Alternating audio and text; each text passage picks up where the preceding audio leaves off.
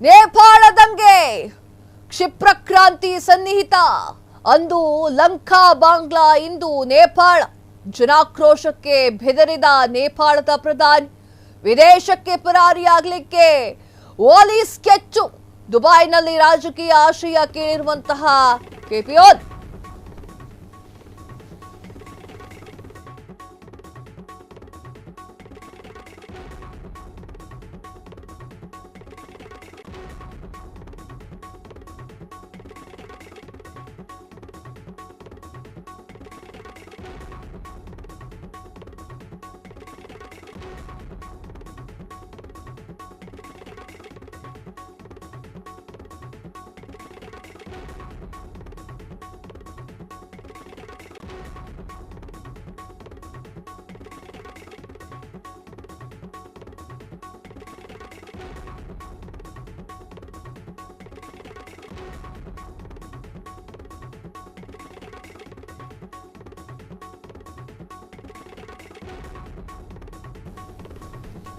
ನೇಪಾಳ ದಂಗೆ ಕ್ಷಿಪ್ರಕ್ರಾಂತಿ ಸನ್ನಿಹಿತ.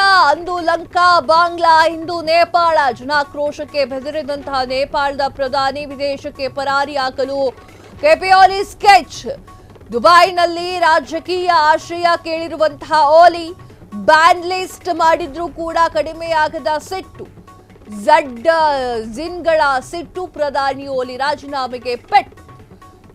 ನೇಪಾಳ ರಾಜಧಾನಿ ಕಠ್ಮಂಡು ಧಗಧಗ. ಮತ್ತೆ ಬೀದಿಗೆ ಇಳಿದಂತಹ ಲಕ್ಷಾಂತರ ಪ್ರತಿಭಟನಾಕಾರರು. ಜಿನ್ಗಳ ಕಿಚ್ಚಿಗೆ ಮಾಜಿ ಪ್ರಧಾನಿ ಪ್ರಚಂಡ ಒಂದು ಮನೆ ಓಡಿಸಾಗಿದೆ. ಎಸ್ ವೀಕ್ಷಕರೇ, ನೇಪಾಳದಲ್ಲಿ ಆಗ್ತಾ ಇರುವಂತಹ ಗಲಾಟೆ ಬಗ್ಗೆ ನಾನೇನು ಬಿಡಿಸಿ ಹೇಳಬೇಕು ಅಂತೇನಿಲ್ಲ.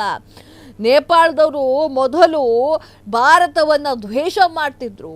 ಅಂದ್ರೆ ಮೊದಲು ಅಂತಂದ್ರೆ ತುಂಬಾ ಹಿಂದೆ ಅಲ್ಲ, ಆದರೆ ಒಂದಷ್ಟು ವರ್ಷಗಳ ಹಿಂದೆ ದ್ವೇಷವನ್ನ ಮಾಡ್ತಿದ್ರು. ಅದು ಕೂಡ ಚೀನಾ ಅವರ ಮಾತುಗಳನ್ನ ಕೇಳಿ ದ್ವೇಷವನ್ನ ಮಾಡ್ತಾ ಇದ್ರು ಅವರು. ಆದ್ರೆ ಈಗ ಪರಿಸ್ಥಿತಿ ಹೇಗಾಗಿದೆ ಅಂತಂದ್ರೆ ಚೀನಾವೂ ಕೂಡ ನಮ್ಮ ಜೊತೆಗೆ ನಿಂತ್ಕೊಳ್ತಾ ಇದೆ. ಇಲ್ಲಿ ನೇಪಾಳ ಧಗಧಗ ಅಂತ ಹತ್ತು ಉರಿತಾ ಇದೆ. ನೇಪಾಳದ ದಂಗೆಗೆ ಎಲ್ಲರೂ ಕೂಡ ಶಾಂತರಾಗುವಂತಹ ಪರಿಸ್ಥಿತಿ ನಿರ್ಮಾಣವಾಗಿದೆ. ಸೋಷಿಯಲ್ ಮೀಡಿಯಾಗಳನ್ನ ಸಾಕಷ್ಟು ಅಪ್ಲಿಕೇಶನ್ ಬ್ಯಾನ್ ಮಾಡಿರುವಂತಹ ನೇಪಾಳ ಸರ್ಕಾರ ಝೆಡ್ ಈ ಒಂದು ಜನರೇಷನ್ಗೆ ಹೆದರ್ತಾ ಇದೆ. ಅವರ ಕಿಚ್ಚಾಗಿರುತ್ತೆ ಅಂತ ಹೇಳಿ ಅವರು ತೋರಿಸ್ತಾ ಇದ್ದಾರೆ. ನಮ್ಮ ತಂಟೆಗೆ ಬರಬೇಡಿ, ನಮ್ಮ ಸೋಷಿಯಲ್ ಮೀಡಿಯಾ ತಂಟೆಗಳಿಗೆ ನೀವು ಬರಬೇಡಿ ಅಂತ ಹೇಳಿ ಝೆಡ್ ಈ ಒಂದು ಜನರೇಷನ್ ಪಾಠವನ್ನ ಕಲಿಸ್ತಾ ಇದೆ. ಅಂದು ಬಾಂಗ್ಲಾದೇಶ ಆಯ್ತು, ಶ್ರೀಲಂಕಾ ಆಯ್ತು. ಈಗ ಓಲಿಗೆ ಸರಿಯಾದ ನೆಲೆ ಇಲ್ಲದಂತೆ ಕಾಣ್ತಾ ಇದೆ. ಅವರ ಮನೆ ಏನಿದೆ, ಪ್ರಚಂಡವಾಗಿ ಕಟ್ಟಿಕೊಂಡಿರುವಂತಹ ಮನೆ ಏನಿದೆ, ಆ ಒಂದು ಮನೆ ಉಡಿಸಾಕ್ತಾ ಇರುವಂತದ್ದು ಓಲಿ ಈಗ ಬೇರೆ ದೇಶಕ್ಕೆ ಹೋಗಿ ನನಗೆ ಆಶ್ರಯವನ್ನ ಕೊಡಿ ಅಂತ ಕೇಳ್ತಾ ಇದ್ದಾರೆ.